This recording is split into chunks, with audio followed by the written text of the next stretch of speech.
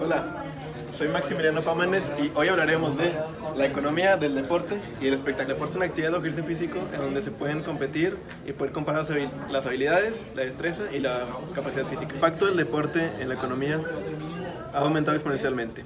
Solo en la Unión Europea eso atribuye el 1.76% de los ingresos.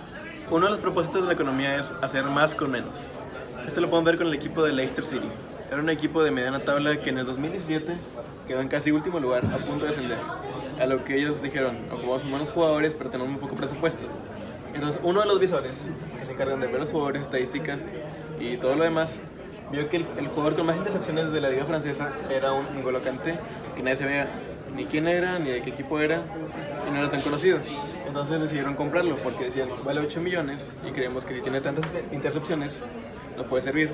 Esto causó un cambio exponencial, ya que quedaron casi último lugar, al siguiente año quedaron en primer lugar y fue la primera vez que quedaron campeones teniendo una plantilla de muy bajo costo. Era casi un cuarto de lo que cuesta Manchester United, que es el equipo más caro. Y esto lo hizo que de los 8 millones que valía ese año, el siguiente año subió a 30. O sea, casi se multiplicó por 4 su precio, y ya viendo el crecimiento que tuvo, esto le ayudó a Francia a quedar campeón del mundo. Esa fue una aplicación de la economía en el fútbol. Ya hablamos de cómo el deporte influye en nuestra economía, pero ahora vamos a ver cómo la economía puede influir en el deporte. Para esto tenemos que ver el deporte como una empresa. Tiene su cabeza, tiene su base. La base son los clientes. Los clientes de esta empresa son los fans, la audiencia y los seguidores. Todos ellos generan dinero para la empresa. Y así como existen empresas muy ricas, existen otras relativamente pobres. Pero el objetivo principal de estas empresas es siempre fichar a los mejores. Pero los mejores son a la vez los más caros. Entonces, ¿cómo le hacemos para, si no tenemos dinero, sacar lo mejor? Ahí es donde la economía entra en juego.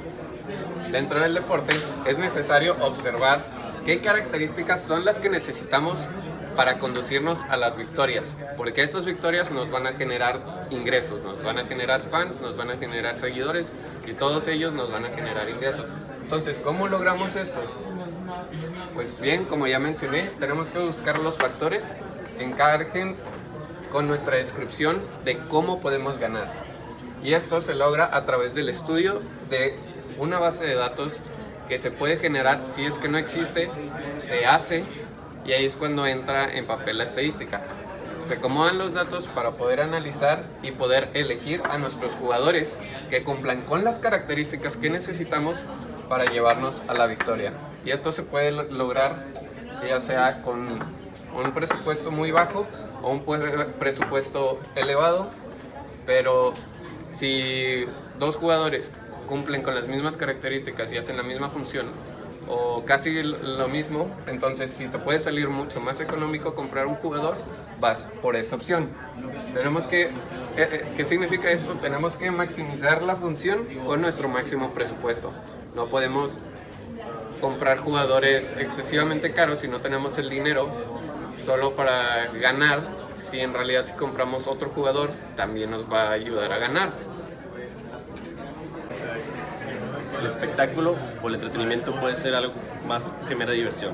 Es algo considerado universalmente atractivo o interesante, que por lo tanto tiene espectadores que consumen el producto o el servicio de este mismo. Dentro del espectáculo podemos encontrar cosas como el cine, los deportes o el teatro.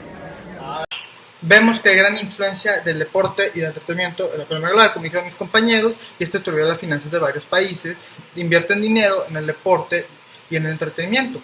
Vamos a un caso específico, el Chelsea, que es uno de los equipos más ricos, que lo compró un dueño ruso, que en el 2014 tuvo ganancias de 18.4 millones de libras, y esto siendo considerado que invirtió 80 millones de libras en jugadores, y todo tuvo ganancias de 18.4. Y vemos también compañías grandes, deportistas como Nike, hizo un contrato con el Manchester United de 10 años y 750 millones de libras. O podemos ver una compañía que no está relacionada con el deporte, como es Chevrolet, que hizo un contrato de 7 años y 559 millones de dólares. Y esto asegura que seas dueño de un club o ser parte de un equipo es rentable. Igual en el entretenimiento, donde se invierte como en el cine, en música, en el teatro, donde se invierte grandes cantidades de dinero esperando que se regrese y que todavía continúa siendo rentable, donde se invierte mucho dinero. Y esto se ve igual que el deporte, que tiene un consumidor y el consumidor decide invertir, sigue invirtiendo en él, sigue gastando en él y hace que estos dos negocios, dos industrias sigan siendo rentables. Y esto hace que sigan influyendo en la economía global, como en el cine, en música, en el teatro, donde se invierte grandes cantidades de dinero esperando que se regrese. Y esto se ve igual que el deporte, que tiene un consumidor y el consumidor decide invertir, sigue invirtiendo en él, sigue gastando en él y hace que estos dos negocios, dos industrias sigan siendo rentables. Y esto hace que sigan influyendo en la economía global de todos los países. En conclusión, el deporte y el entretenimiento van a seguir siendo un negocio rentable mientras siga habiendo un consumidor que siga invirtiendo en él